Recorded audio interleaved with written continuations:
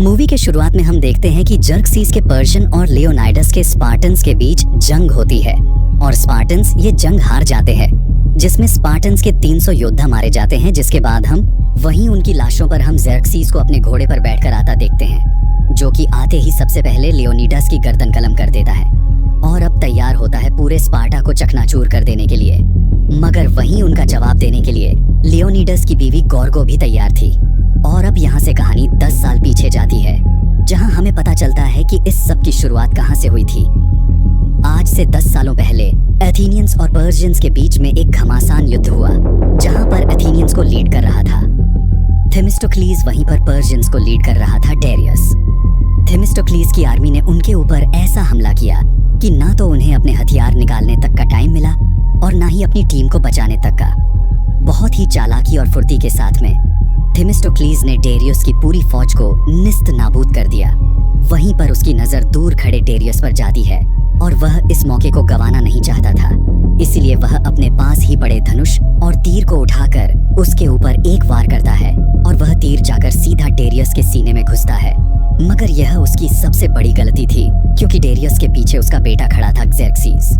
और आज भी थेमिस्टोक्लीस सोचता था कि काश मैंने वो तीर डेरियस को न मारकर सीधा ज़ेर्क्सीस के सीने में उतार दिया होता। जिसके बाद में समय आगे बढ़ता है और हम पर्शियंस राज को देख पाते हैं। यहाँ पर डेरियस घायल पड़ा होता है और वहीं पर उससे मिलने के लिए उसकी सबसे काबिल योद्धा, जिसका नाम होता है आर्टेमिसिया, उससे मिलने के लिए आती है और वो वहाँ ज़ेर्क्सीस को रोता पाती है। तो कहती है कि अगर तुम्हें अपनी पिता के मौत का बदला लेना है तो तुम्हें एक देवता के रूप में पुनर्जन्म लेना पड़ेगा।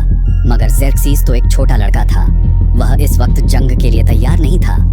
7 दिनों तक काफी रोने के बाद में जब आर्टेमिसिया उसके पास आती है और कहती है कि अब वक्त हो चला है इंतकाम लेने का और अब तुम करोगे एथेनियंस और यूनान को पूरी तरीके से खत्म। जिसके बाद तो आर्टेमिसिया अपने पूरे राज्य के अंदर दूर दूर से जादूगर फकीरों और तांत्रिकों को बुलाकर नई नई योजनाएं बनाती है और भेज देती है ज़ेर्क्सीस को सुनसान रेगिस्तान में माइलों दूर, जहां पर कई दिनों तक बिना भूख प्यास पानी के चलता जाता है ज़ेर्क्सीस।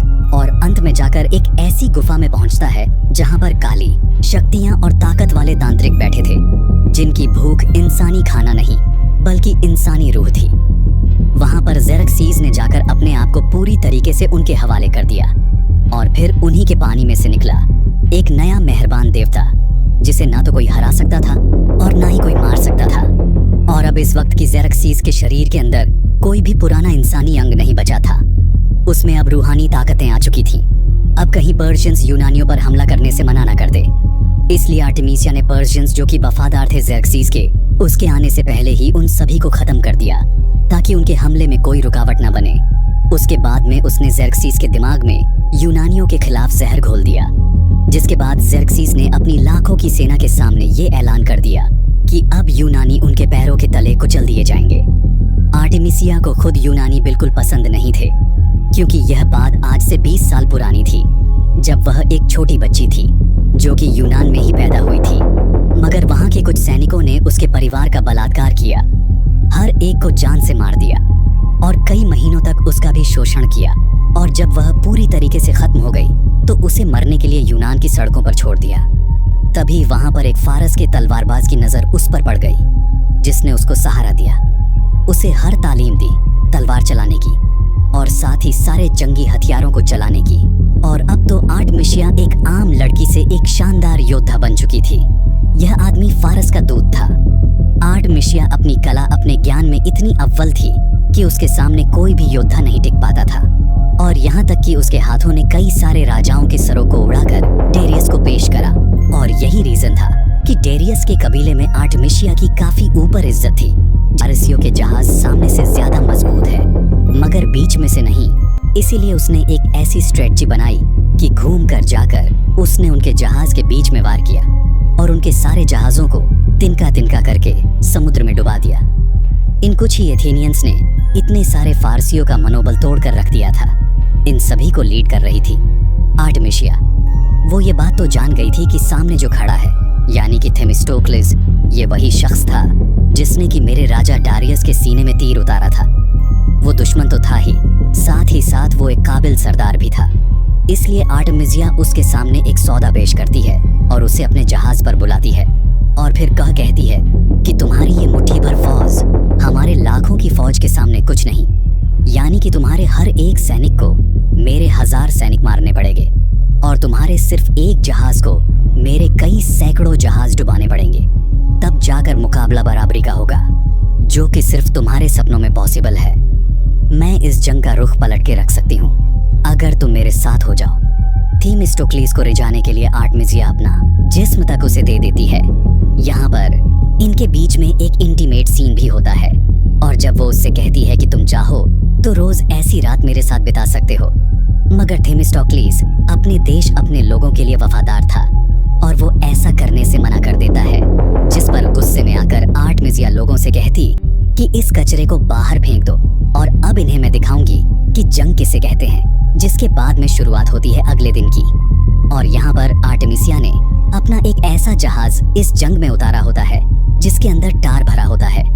ये टार एक गाढ़ा तेल होता है काले रंग का, जो कि वो उनके और वहीं दूर खड़ी आर्टेमिसिया अपने तीर कमान की मदद से उसके पीठ पर बंधी टोकरी को एक तीर मारती है, जिससे वहां पर एक जोरदार का ब्लास्ट होता है और थेमिस्टोक्लिस के साथ साथ उसका पूरा जहाज भी पानी के अंदर तिनकों की तरह बिखर जाता है।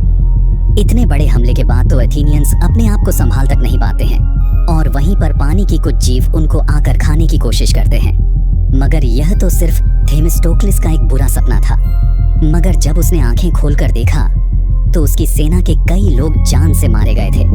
अब जहां एक तरफ तो पानी में थेमिस्टोक्लिस आर्टेमिसिया को चुनौती दे रहा था, वहीं पर दूसरी तरफ नर्क के द्वार पर लियोनाइडस सीधा ज़ेर्क्सिस को चुनौती। वहां पर वो इफियल्टीस को बुलाकर कहता है कि जाकर थेमिस्टोक्लिस को बता दो कि यूनान को अब मेरे कदमों तले कुचलने से कोई नहीं बचा सकता।